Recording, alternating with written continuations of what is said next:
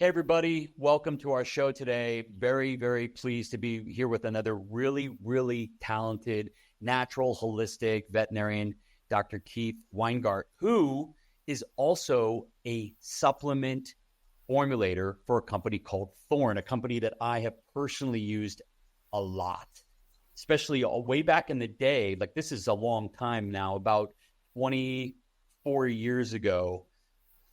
24 years ago, I started using Thorne. And this gentleman over here is helping to formulate the veterinary line. So Dr. Weingardt, welcome. Thank you so much. I appreciate the opportunity. Yeah. So I think that we should start off with supplements because it just makes the most sense. So first question I'll have for you is, everybody these days, you got Instagram and Facebook and all these, TikTok for sure. I don't know if it's just the fact that I'm just seeing this more because of social media. I tend not to think so. I think that people are relying on supplements more than ever, more than food. How do you feel about that? Like, do you feel like people are over supplementing these days? Yeah, and it's a great question. And it is something I see pretty consistently in the clinic, as well as with consulting people around the country. I think that there's this tendency to want to supplement your way to health. And I think that's missing out on the fact that the most important medicine or supplement that you could put in your body on a daily basis is the food that you eat. So that's kind of the fundamental premise, I think, that of many of us in the holistic realm when we're working with our patients, is like trying to get them on the best fresh whole food possible. And then seeing how the body responds to that information. So we can see where the vital force is once they get onto better food, because so many times in the clinic, we see them get better with just a diet change. So then what you're left with, okay, what else does that particular patient need? And I think what I see clinically is oftentimes people coming in with huge trash bags full of supplements and say, this is what my cat or my dog is taking. And I'm just like, whoa, hold on, pump the brakes, because it's just too much. And I think one of the ways I appreciate this is that the body and the vital force are taking in the information, whether it's from food or from a supplement or from a drug. And if we are over supplementing, where we're using like 10 different things and we're trying to get all these things into this little animal's body, there's a tendency for so much noise in that regard, in a way in which that the body can't really clearly hear what you're trying to tell it to do. So if we're more specific in our approach to how we supplement and tailoring that care to the individual, we're going to have a better outcome.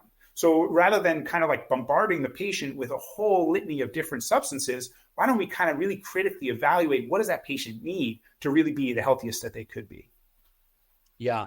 You brought up the term vital force. Could you tell us the definition of that, your definition? I think it's the vital force is kind of like in different medical systems, you can have it described in different ways. So for example, I practice a lot of acupuncture and Chinese medicine, and we talk about your qi, okay, qi. That is truly your vital force. It's what powers our body. It's what kind of generates all of the body fluids. It moves our energy through the body. It's what provides for us to be healthy. So if our vital force is diminishing or it's injured or we're having challenges with it, that's when we have manifestations of disease. So what we work to, I think, as holistic practitioners, especially when we're working with the gut, is building that vital force. And what a better way to build that vital force than to do it through the intestine and through the gut. Yeah. Well, I agree with you on that. So you also mentioned a trash bag full of supplements, right? I have just something to add to that, which is that a lot of times trash bag full of trashy supplements.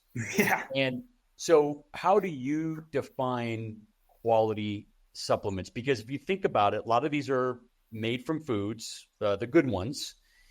And so it's, quality matters, sourcing matters very much. But how do you think about quality supplements when you look for them?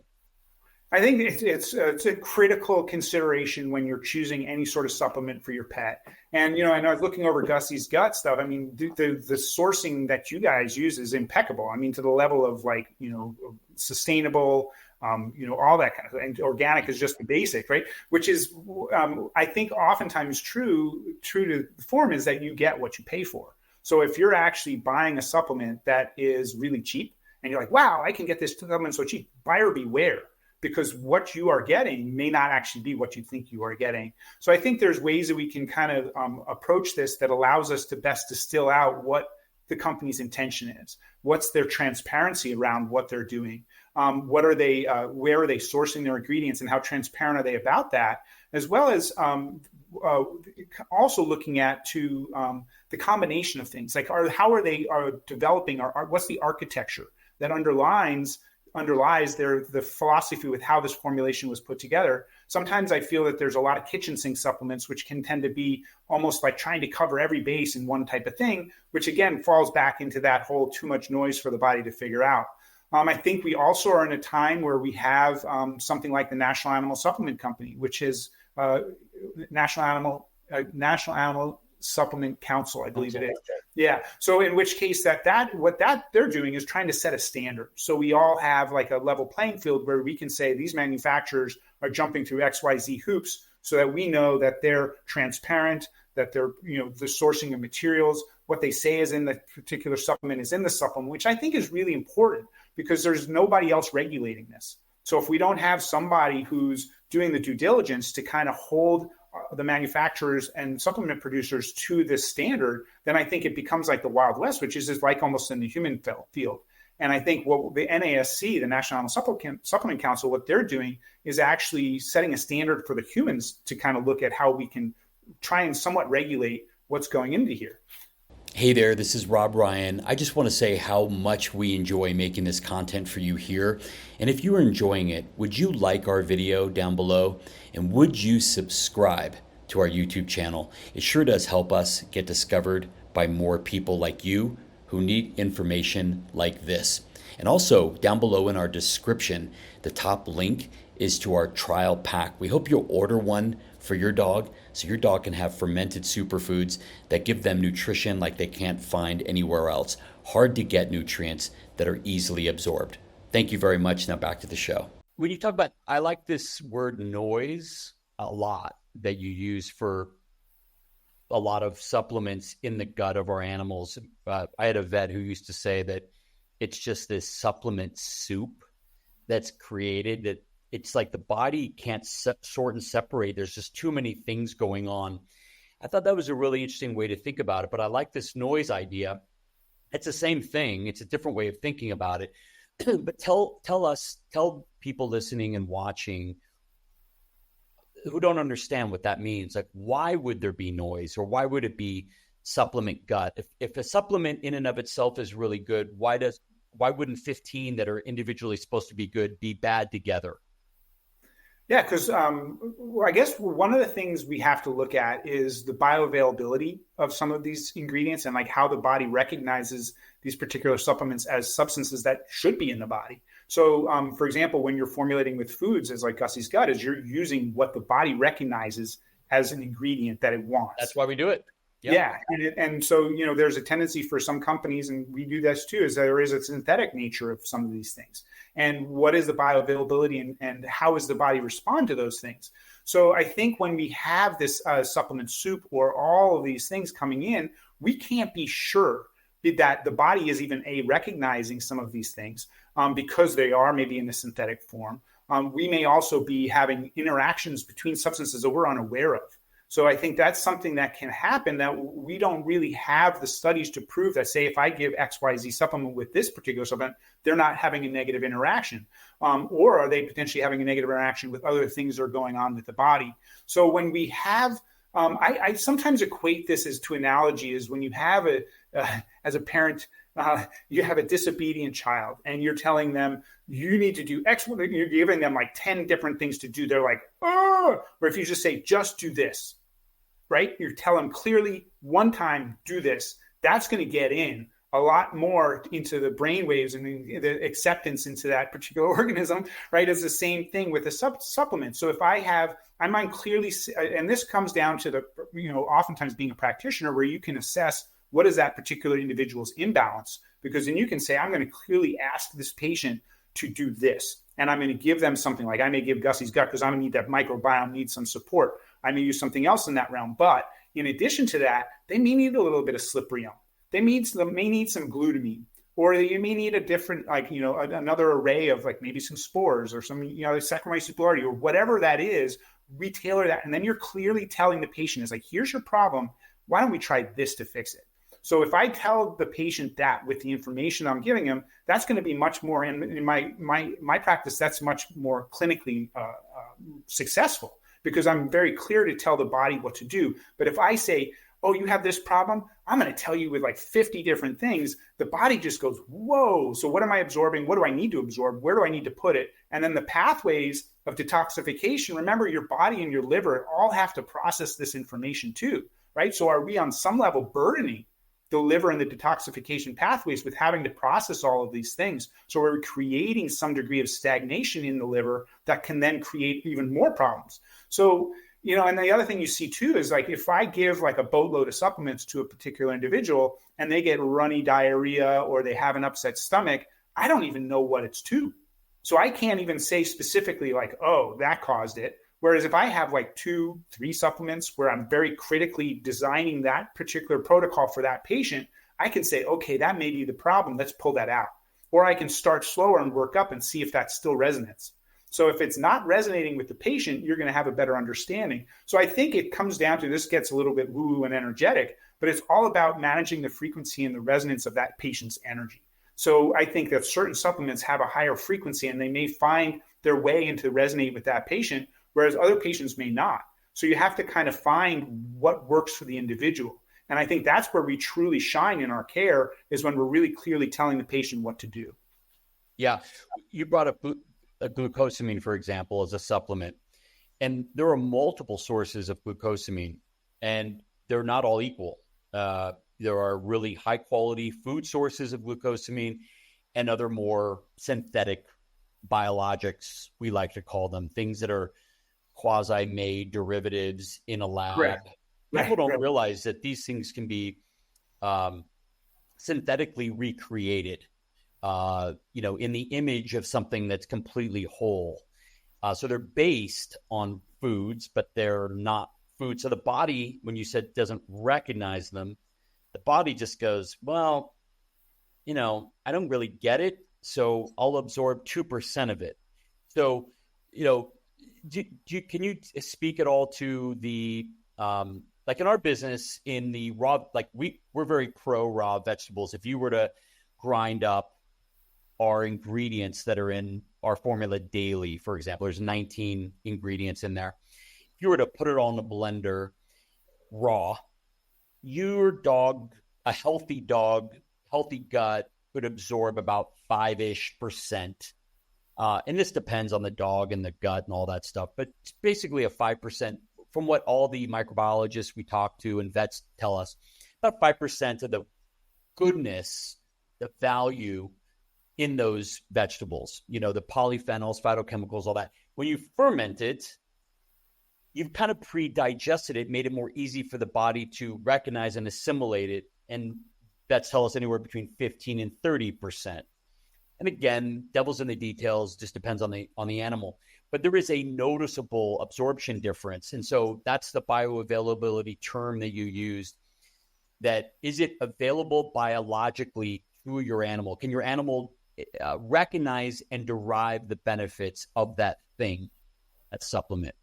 Fair? Very fair. Yeah, that's correct.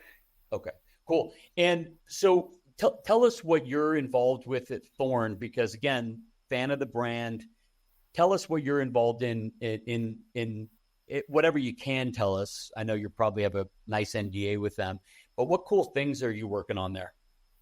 Yeah, so it's been a really interesting journey. So when I started practicing, so I got out of Cornell as 99.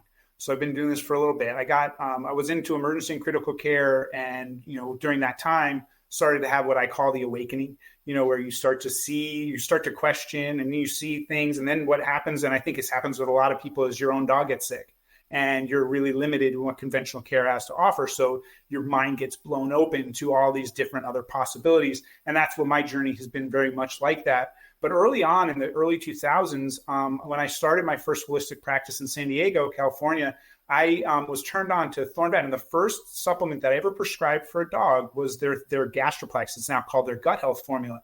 And it was like I was a German Shepherd with like screaming diarrhea and things weren't working. And I put it on Gastroplex and it was like magic. I was like, holy cow, this is amazing. And that's when I started to like dig in. And I'm I guess my wife calls me a nerd. I am, but it's like, yeah, I love to geek out on this stuff. Yeah. And I have taken on a quest for lifelong learning, and it's going to continue till I die. And so in that process, I got into like formula design, and I started looking into all the Thorn. And back at the time when David McCluggan, Joyce Harmon, and Nancy Scanlon, all these really big, like in my mind, the gurus, they started all these formulas. I was like, why are they doing that? Why did they put that in there? What's the dosage of that? And by synthesizing all that information, I could kind of really understand like these different philosophical underpinnings for how the formulas were designed. And I started to kind of like really think about what would I do? And what would I do? And I kind of like started actually doing that with different formulas. But, then you're dealing with like 5 or 6 different supplements you're trying to get into one thing. So back in 2020, so what happened is ThornVet as a line changed management. So the Thorn research, the human side, which had been, with ThornVet started with, they weren't really putting a lot of love and attention into the line. So they started to lose a lot of the formulas and stuff like that. So when management shifted in 2020, I came on board and I really dug into everything. And for me, it was like a dream come true, because I've been spending 20 something years like poking around all this stuff. And then and also, how it is when you're just always thinking about stuff, you get ideas. And I have a lot of ideas about like what we can build to help support so many more animals, right? And one of the first formulations that I came up with was a canine cognitive support formula. I find that, canine dementia and senility to me is one of the more heartbreaking conditions. I think it has more of a negative impact on the quality of life of the whole household, more so than an animal who's physically infirm or can't walk or anything like that. When they start losing their mind and pacing and whining and carrying on and howling and everybody loses sleep, it's a real bummer for everybody involved. So for years, 20 something years, I was like, let's try this. And I find kind of this little like blend of things that worked. And I told the powers that be at ThornVet, I was like, we got to put this together into one place. So that was the first supplement I came up with, and it's been really well received, and it just covers a lot of bases for supporting cognitive health. So that's been a real jazz for me, because it's nice to have the feedback of folks and vets and clients who are like, wow, this really helped my dog sleep at night and they're just not as freaked out. So that was huge for me, and that just kind of builds your heart. And that's how power, and I don't know, I can feel it with Gussys gut, is like your heart is in it. And that's when you operate from here, you can't really do wrong. So that's kind of been how it's unfolded for me. So, then what I did is I dug into some of the older formulas and I said, well, let's trade this out. I went into like where everything was sourced from, if there were solvents used, where they were used, what kind of like making sure that we had the cleanest line going into our products as possible, and not making wholesale changes in terms of like some of the architecture has been there for several decades, but just trying to make additions and improvements there. And then the last 4 years, besides like we came out with a mushroom formula and a hemp tincture, and I have a calming formula which has been really well received. I've really been mostly spending a lot of time digging into longevity medicine. And that has just really been an amazing experience, because we're right on the cusp. We're right on this edge of the cutting edge of like what we can do to really help our animals, but also ourselves. And I think we're going to get to a point in our lifetime, Rob, where it's going to be like we're going to be able to predict disease that the patient's going to have and influence that before it happens. And I don't think we can like get more exciting than that, No. So, and that's what kind of powers me today too. Yeah, no, I mean, this whole longevity and health span area of veterinary care and human medicine is super exciting, because your genetics can be overcome. Even your epigenetics can be overcome. You can make decisions today that can turn things around. I always liken it to a tug of war. Like, I see things as very simple metaphors. You've got the bad guys on one side and the good guys on another, and who's pulling harder? That's it. So the bad guys can be the bad genetics, the bad epigenetics, the bad diet.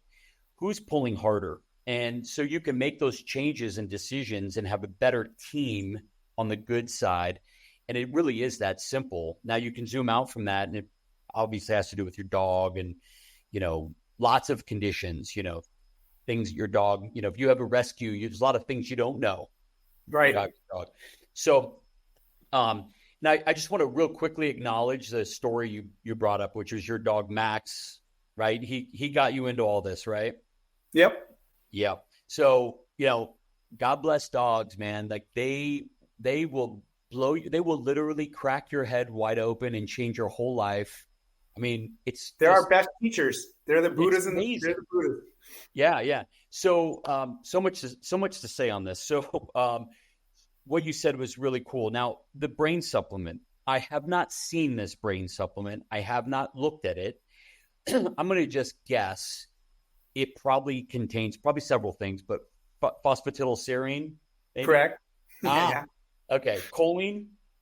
Well, we're actually making a move towards having both getting a form of organic lecithin that then has phosphatidylserine and phosphatidylcholine in it. So right now it's just phosphatidylserine. My intention is to actually have a little bit more of those phospholipids because, that's a foundation for brain health is those phospholipids.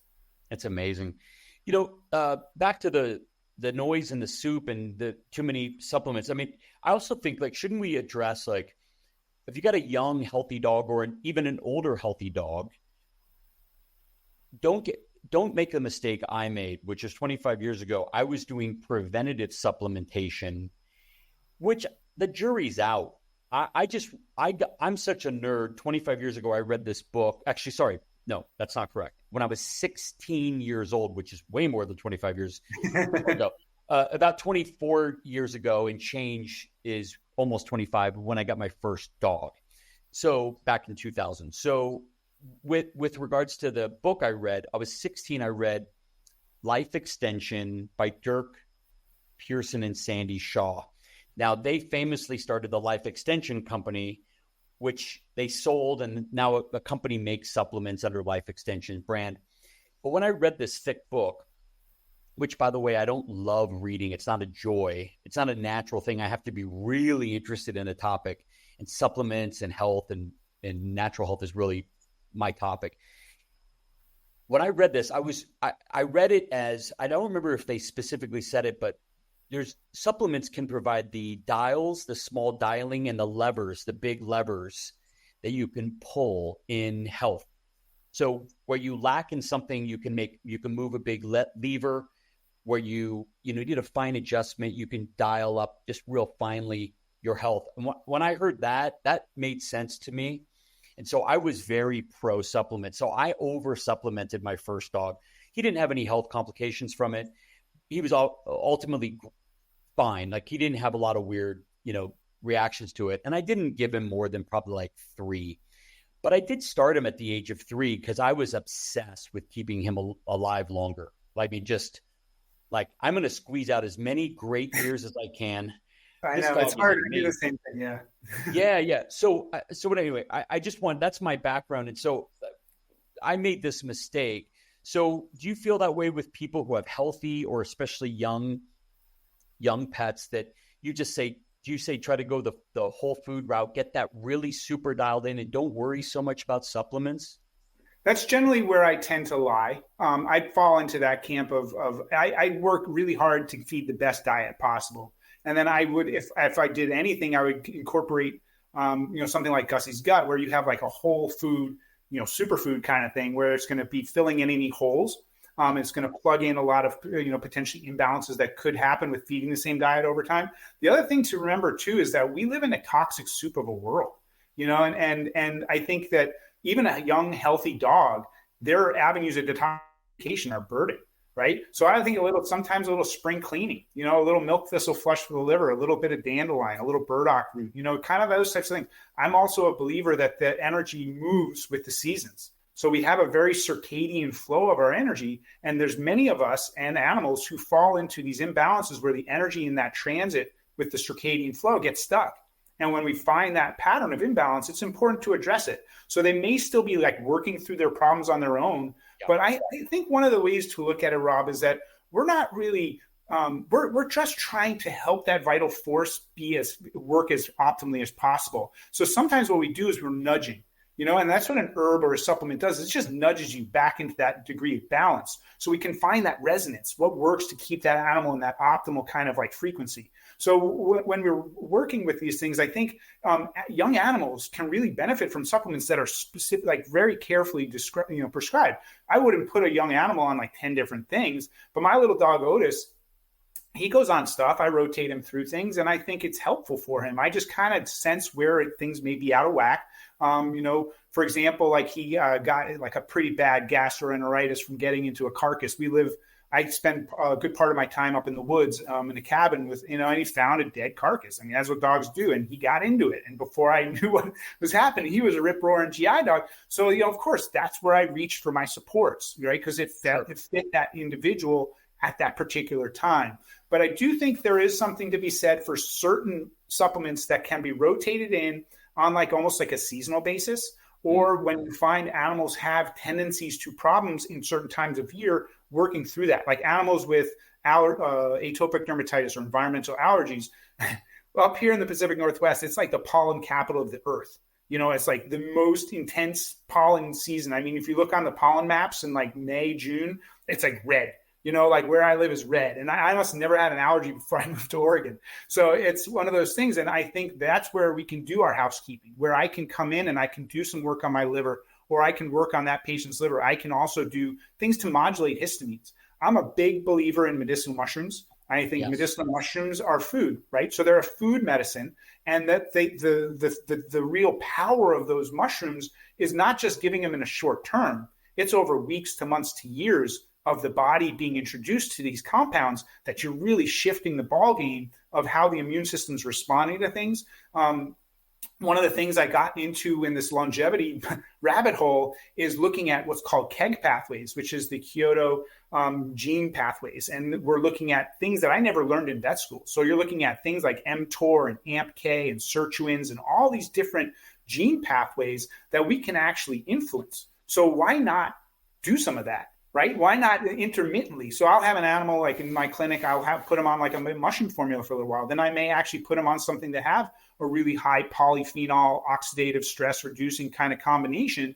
And that's going to really help clean house so that patient, no matter what, they're going to be better able, their vital force will be better able to respond to the pernicious evils of life, right? And the toxic soup that we live in. So I think it's a more nuanced answer, I think, because I think to say excluding because your animal is young or healthy, or they seem perceived as healthy, right? So like truly like a client may perceive their pet as healthy, but when we dig into the weeds, you may actually find that there's things there that would consider we could work with, right? Or we could finesse or improve by, appropriate supplementation, whether or not that's changing up some diet, changing the proteins, looking at like the balance of the proteins and their carbohydrates and fats, those types of things. And then also always doing the work with the microbiome. I think I cut my teeth in the holistic realm doing acupuncture. And we all fall into different schools within that realm. And I'm in the spleen school, and spleen in Chinese medicine is the gut. Okay. It's your digestive tract. So if we get that earth element, the spleen element to work right, so many things take care of themselves. And then we're just there to kind of help deal with what are those offshoots that they may need support with. Well, that's great. That's perfect. So the one thing about the detoxing, I just want to say is, do you feel like in this world, everybody should be like, I always tell people, I use the acronym, it's the acronym, I guess, ABCD, always be constantly detoxing. And we don't have to do that as some crazy serious detoxing thing, but in everything we feed and rotating things, you could throw in, cilantro, you could throw in dandelion, that's why we have those ingredients in Gussys gut. But even just the quality of your meat, if it's not adding a toxic load because it hasn't been filled with hormones or antibiotics or, other GMO corn, glyphosate, glyphosate and all of that. So how do you feel about always ABCD, always be constantly detoxing? How do you feel about that? I wouldn't say always. Okay. I think that the body needs to rest from things too, right? So if you're constantly like moving toxins and doing all that kind of stuff, well, if things are working, like your liver's working and it's going to be working anyway. But I think I'm of the belief that you can do something for a period of time. Like I'm an 8-week guy. I like to do something for 8 weeks and then give the body a break and just see what's left. I think if you're constantly working with the detoxification pathways, you may create some fatigue, right? So I think, and I also like if we're using supplements that a patient may take chronically, and this is what I do with my own health, is I take a break. I take 5 days on, 2 days off, or I may take like a couple of weeks to just flush everything out and see what's left and see how I feel with that. Great. And then lastly, you mentioned the supplements about taking them, little by little. You were talking about adding them in. How do you think about, how do you instruct people who maybe don't have a great holistic vet in their backyard, or, they're not availing themselves of a Zoom call, a consult, telemedicine consult? Is there a way they can think about these supplements? Because you're obviously explaining this with your background and your wealth of knowledge. Do you feel like people should just, get comfortable having an occasional consult with a vet to think through the strategy of supplements? I do. I think we're in a time when I started in this holistic path, I was really grateful because I had the people like David McLuggage and all these other gurus that had come before that. And it was still back then, early 2000, wasn't even close to like the acceptance and understanding in like the community that there is these other options of integrative and holistic modalities. Right. So I think, I guess, the best thing to do is knowledge is power. So you can learn a lot on your own. And you can really get a lot of information just from picking up podcasts and so these types of things. And there's a lot of people like myself and others who are putting out that information and are there as a valuable resource to help give you that comfort so you can feel empowered to make the right choices for your pet. I do think that there's a lot of misinformation, which can create people who act out of fear. And when we act out of fear, we oftentimes make decisions that aren't necessarily optimal. So I think, becoming educated about these things, but also is keep it simple, right? Don't start with a big protocol. Start with the gut, right? If we get the gut right. So if you're going to be interested in introducing supplements to your pet, start with something that's going to support the GI health. Like Gussys gut would be a perfect example, right? So we have something like that. And then we see how that patient's doing. So they start getting a little bit more limping or lameness. Then we may want to do some bone broth. We may want to have a little collagen support, or if they're tending towards allergies, I'm going to say, I better do a little detox, right? And we can work with some quercetin, or we can work with something that's going to help modulate those histamines. Or if I have a pet who's like, say he keeps having colds, or those upper respiratory cats are a classic example. Well, they may need some immune system support, or they may be overly stressed, animals with behavior problems, right? Those are the ones that I work with the gut. We know that many of the building blocks of our neurotransmitters rely on a healthy bowel environment. The microbiome has to be robust and healthy for us to best assimilate these neurotransmitters to make our brain balanced. I have had a number of cases that were markedly severe behavior cases that I did FRT, or fecal restorative therapy, where we actually gave them a fecal transplant, and their behavior was like 180 days. So you have an animal who's like aggressive and going after its owner to the point where it was a calm, nice, happy dog. And it's enough to like blow your mind on some level. Right. Yeah. So I think, I guess the point is it chart it on your own course if you can, but we have abundant resources available, like wonderful podcasts like this and other options like, there's Dr. Becker out there and all these other folks who are doing it, with Rodney Habib and those folks who are really advocating for raw food diets too. So, we are in Judy Morgan, all these other people who are really kind of just putting it out there. There's good information and it's so valuable, and get comfortable with it, learn it and study it and then once you feel comfortable and you have that knowledge, that's power, then you can implement something to help your pet. But err on the side of keeping it simple. That's probably my best advice.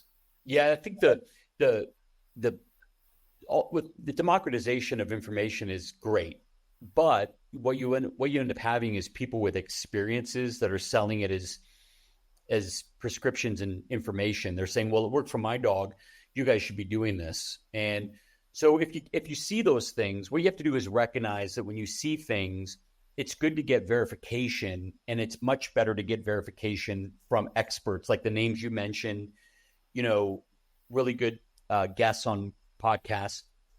Verify 2 or 3 times that if you're thinking about incorporating, you name it, X into your dog's life, please don't take one person's word for it, especially if they're just they're trying to share a good experience with their dog. It doesn't mean it's going to work for your dog, or your dog should be having it, or cat for that matter. So do you agree with that? Probably good way to think about verification. Totally. And I think I try not to, dogma runs deep, and dogma can be conventional. It can be holistic. It can be integrated. And when you get so stuck in your mindset that this is the only way to do it, you're doing a disservice to everybody you're trying to help. So one of the things I often tell my clients is, like, I check my ego at the door every single morning, because I do not want to cloud what is going to be the best choices for your dog's quality of life or cat's quality of life by my ego not wanting to do something that may be outside of my comfort level. Or like I used to, for many years, I felt like a failure if I used a drug. If an animal went on like Remedies, I was like, I'm terrible. What am I doing? I can't believe it. So, and now I'm at a point, I guess it comes with age and the gray hair, is that you're like at this stage where you're like, you know what? He needs a little bit of that. And that's what we're going to do. But we're going to do these other things to help support him or her through that. So, I think it's just keep an open mind. If you find somebody telling you like, this is the only way to do it, you better do it, or then you got to find somebody else to take advice from, because what you want is someone who's going to give you information that you can verify, trust and verify, and then you can then make a decision that feels right with your heart resonance, so that you're doing what feels right. So because that's ultimately the connection that you have with your pet. Nobody else has that. So you're going to have, if you listen, a lot of times the intuitive guidance comes that you know what you need to do. That's great. Trust and verify. I love that. On that note, let's close it there. This was a great show about supplements. I think it's a topic I think that probably needs to be addressed a lot more in terms of like on all these podcasts, so people can think in a different way around, like, more is not better necessarily. And in fact, it could be to your pet's detriment. So thank you very much for that, Dr. Weingardt. Hey, everybody listening in audio form, go to Dr. Keith Weingardt.com, which is WEINGARD, T as in Tom.com. Dr. Weingardt, thanks so much for spending time with us. You're coming back. We got a lot of rabbit holes to go down, man. Oh, I love it. I really appreciate the opportunity, Rob. It's been an absolute pleasure. Same. All right, everybody. Thanks for watching and listening. Have a great day. Thanks, Dr. Weingardt. You're awesome.